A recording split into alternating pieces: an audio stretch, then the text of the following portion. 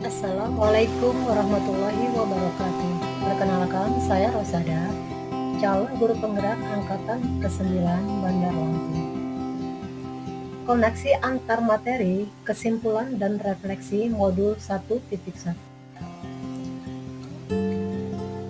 Sebelum mempelajari dasar-dasar pemikiran Ki Hajar Dewantara, selama ini saya menganggap bahwa saya sebagai guru mengetahui segalanya dan siswa tidak mengetahui pengetahuan apapun. Semula saya menganggap bahwa seorang anak didik itu seperti kertas putih yang boleh saya tulisi apa saja, sekehendak saya tanpa memperhatikan perasaan, kemauan, dan bakat siswa. Selain itu, saya masih kesulitan mendesain pembelajaran yang berpusat pada peserta didik, sehingga proses pembelajarannya sering berpusat pada guru masih dominan, dan saya jarang melakukan refleksi pembelajaran yang sudah dilakukan, sehingga saya tidak mengetahui sejauh mana keberhasilan proses pembelajaran yang sudah saya lakukan.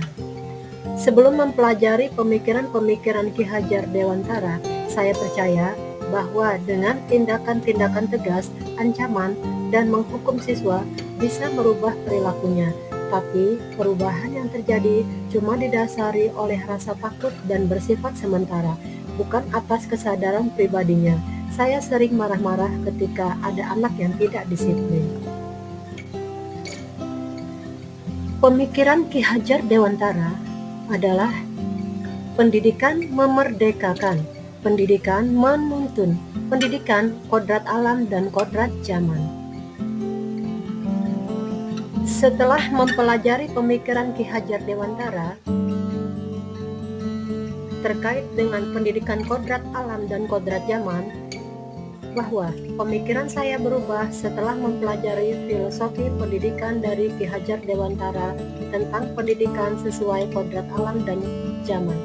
Saya semakin paham bahwa setiap anak memiliki potensi, bakat, dan keunikan masing-masing yang ada dalam dirinya sejak lahir, dan saya sebagai guru bertugas untuk memberikan kepercayaan, arahan, dan kebebasan bereksplorasi, maka potensi anak dapat muncul dan mencapai tingkat tinggi.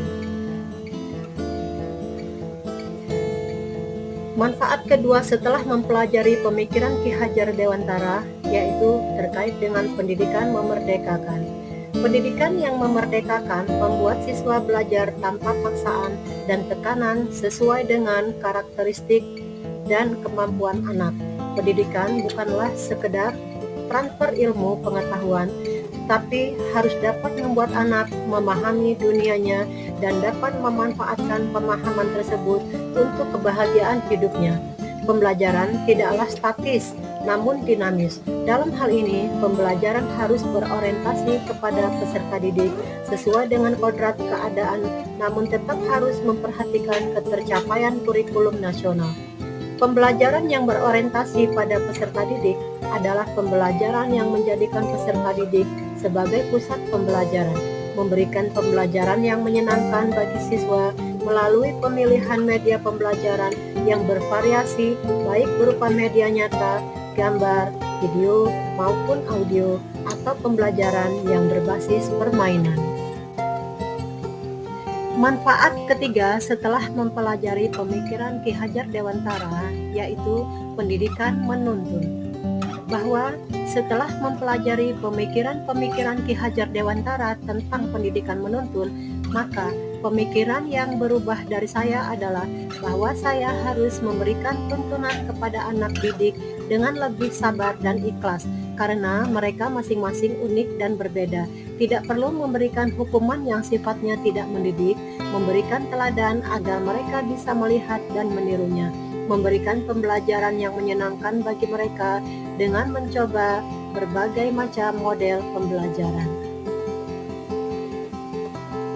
Penerapan untuk mewujudkan pemikiran Ki Hajar Dewantara yaitu yang pertama, memfasilitasi siswa dalam mengembangkan potensi dan kreativitas sesuai bakat dan minat. Yang kedua, saya akan selalu membuat strategi atau merancang kegiatan pembelajaran yang berpusat pada peserta didik dan menyenangkan. Yang ketiga, saya akan berusaha tidak memberikan hukuman-hukuman kepada siswa, lebih sabar dalam membimbing, mengenali lebih dalam karakteristik dan latar belakang siswa, yaitu terkait keluarga atau lingkungan, dengan menjalin komunikasi dengan orang tuanya. Yang keempat, saya akan selalu merefleksikan proses pembelajaran yang telah dilakukan sehingga dapat mengetahui sejauh mana keberhasilannya. Demikian koneksi antar materi, kesimpulan dan refleksi modul 1.1. Saya akhiri, wassalamualaikum warahmatullahi wabarakatuh.